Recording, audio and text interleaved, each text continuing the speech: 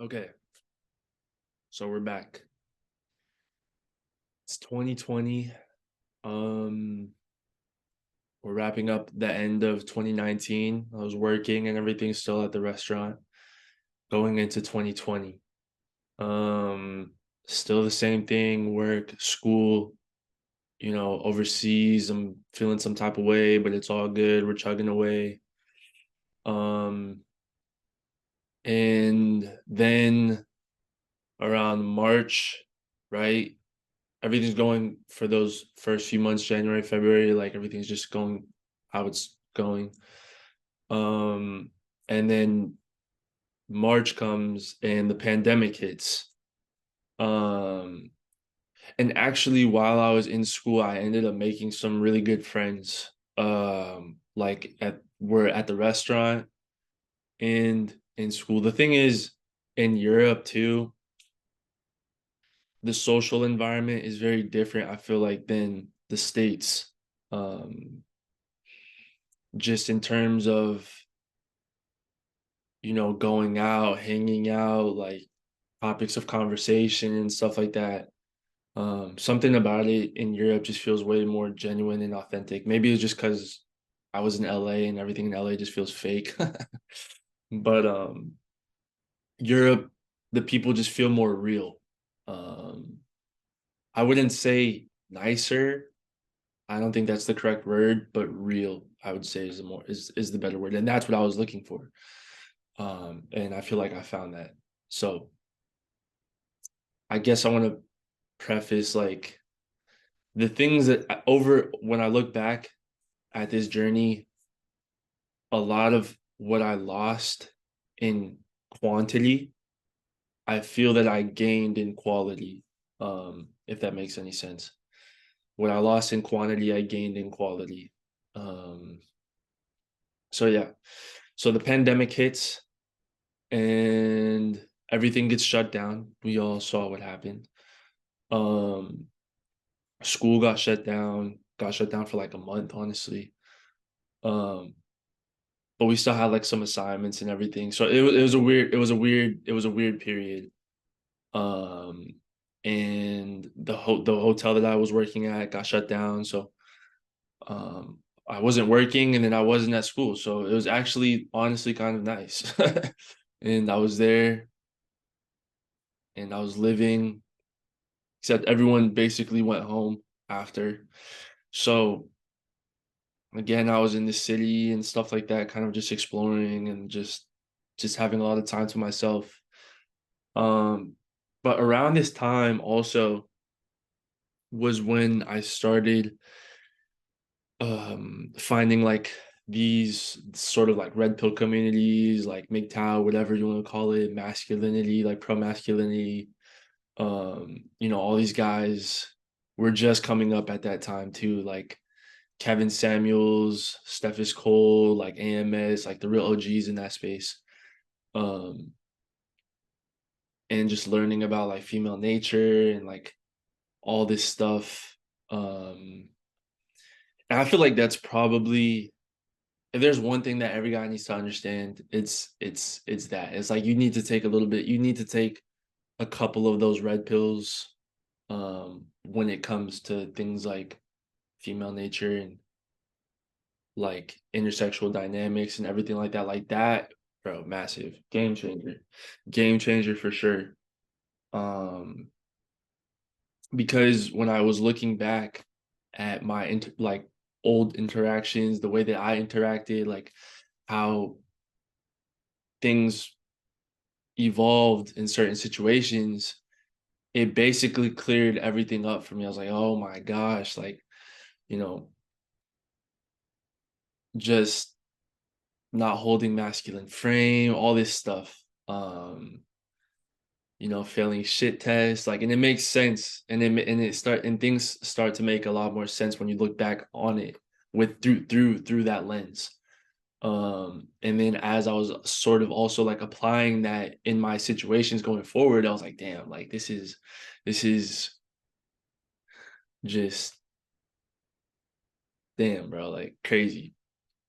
So that happened, and then also I learned about so like in the business school, I had never really taken like business classes and stuff before. Like I had obviously done some stuff. I had run an organization, but I hadn't really taken business like at that level.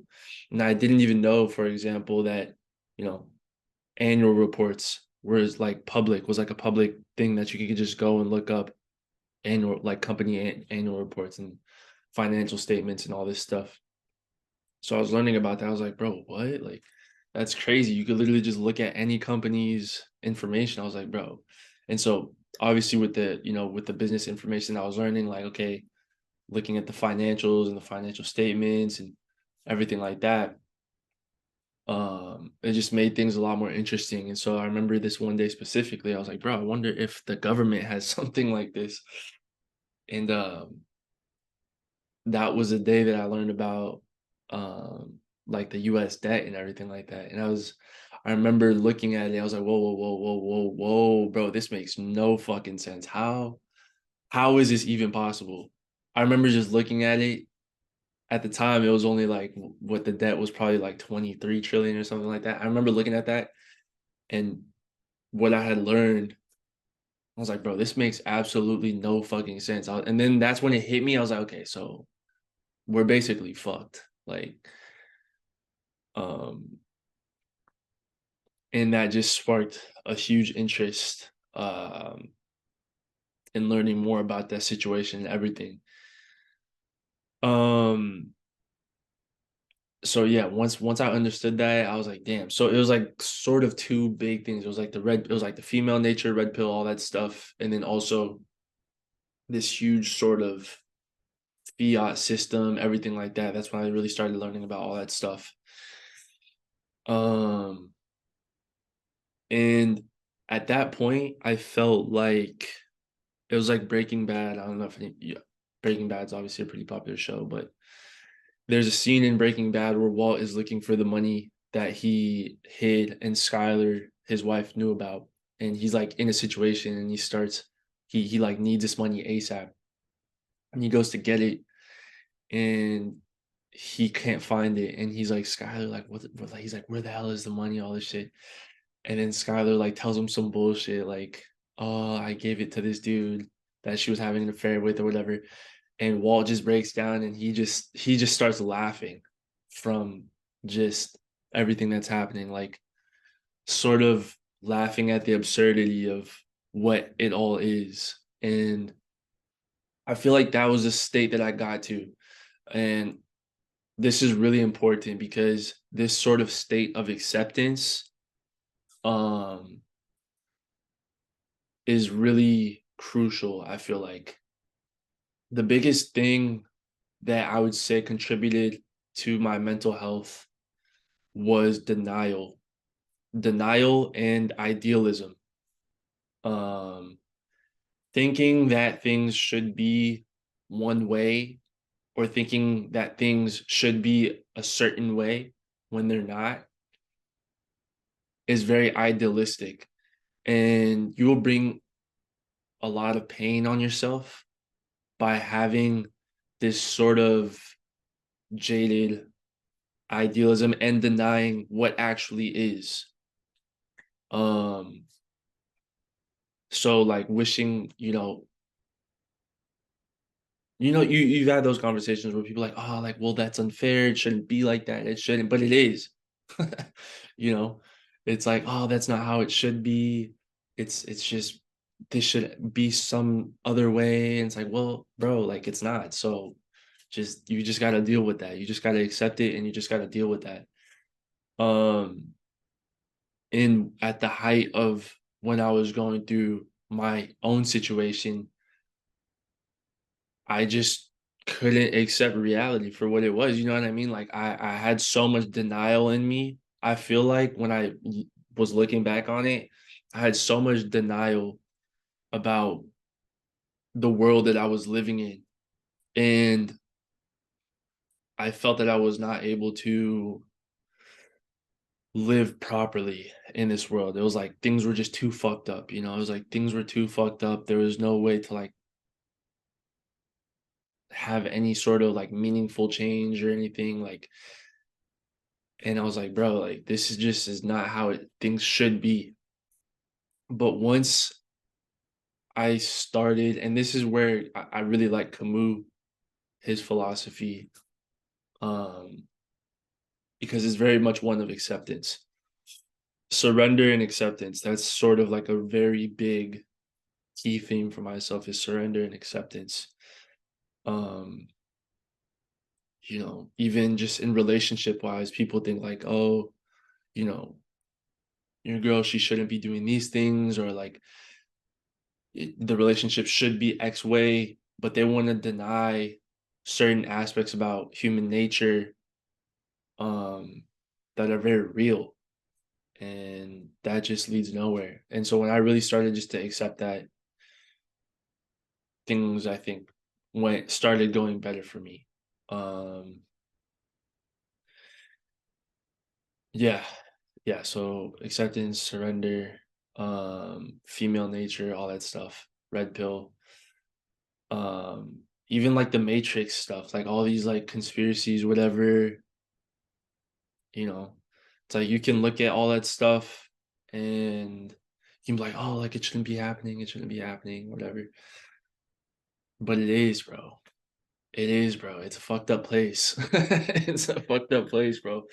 And that was one of the biggest reasons why I left the US, was because when I was in therapy, I was trying to explain how the food was fucked up. I was trying to explain how I felt like the air that I was breathing was fucked up. I was trying to explain how I felt like the education system was not set up like correctly. And here I am being gaslit, like, nah, like I'm overreacting, I'm over exaggerating. But I trusted myself. That's what I was saying, like in the other videos, like when I started trusting myself, like, nah, like you're the fucking one who's wrong, bro. Like you guys are the one that's wrong. And I'm gonna just trust my intuition. And so I was like, fuck it, I'm gonna leave, bro.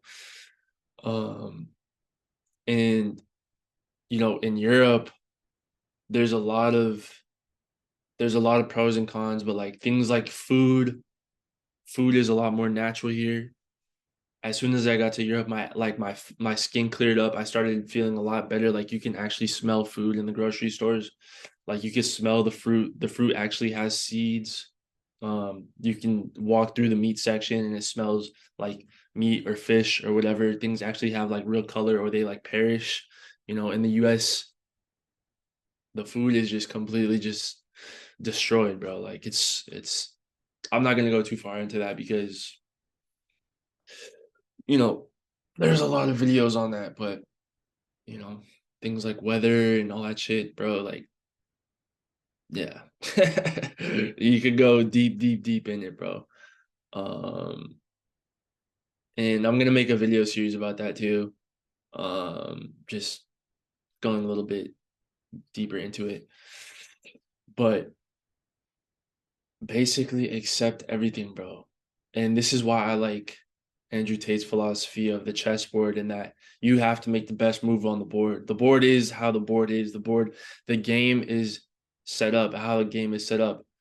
And you just have to make the best move. And one of the best quotes that I ever saw or heard was from Guy Ritchie on Joe Rogan's podcast. And basically he said, the saying is don't hate the player, hate the game. And he was like, bro, don't hate the game, love the game, because you're in it, bro. So love it, take advantage of it, and then do your best in it. And I feel like that was like the first times I kind of it just like shifted my mindset, because it was true. you know the denial and the idealism of the game, right? Or the game is rigged or something like that. Um, that doesn't go away. It is how it is. It's set up how it's set up, or you can be upset about it, or you can um just learn to just do better in it. Um, and too often people make the mistake of thinking that they're not playing in a rigged game. But the reality is that you are playing in a rigged, very, very rigged game. In this life thing.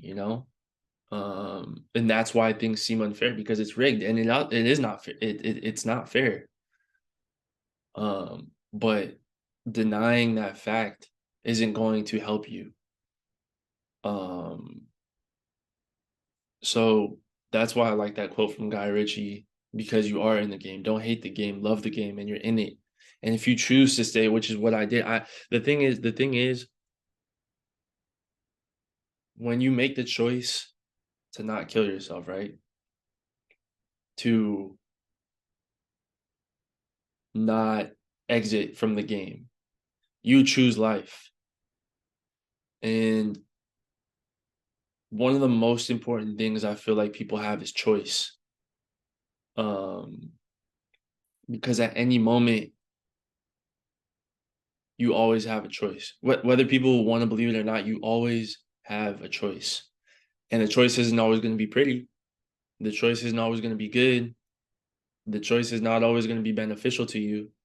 But the most important thing is that you have to recognize that you do always have the choice. So when you are at that moment that I was talking about earlier, where you're in the point of choosing whether to live or die, um, you have to make a choice. And very rarely since that point, I feel like, have I seen people actually make the conscious choice to be alive. The fact that I'm here today is because I chose to stay here today. Does that make sense? Like I chose this. And I always remind myself of that, is that I chose to be here. I'm not here because I was born.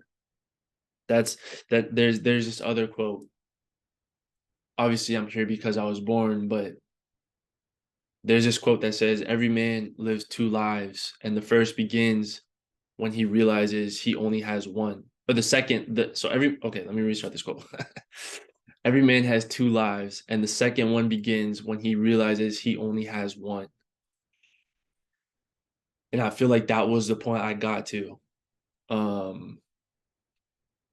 Because when you realize you only have one life to live,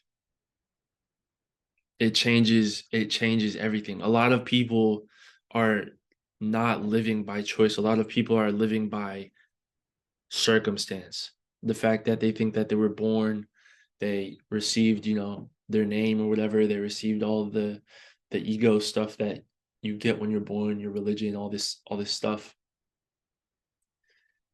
And they live with that first life potentially until they die.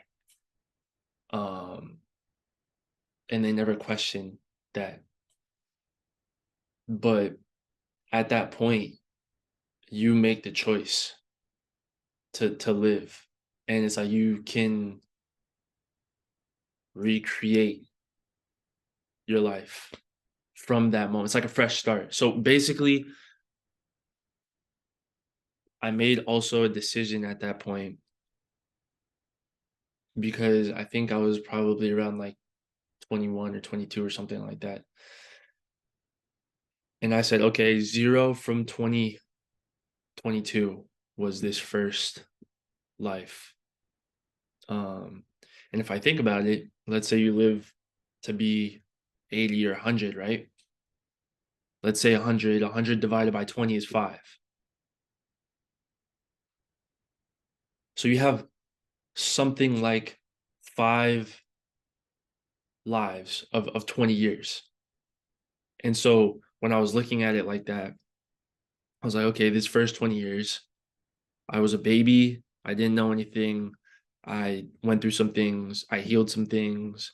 I was dealt with certain other things. And now I'm here at this point. If I had to start over from zero to the next 20, what would I do differently? Because you're not starting from zero. You're starting from experience. And in this case, you're starting from 20 years of experience. You know what I'm saying? So at that point, I was like, okay, I'm 20, 22.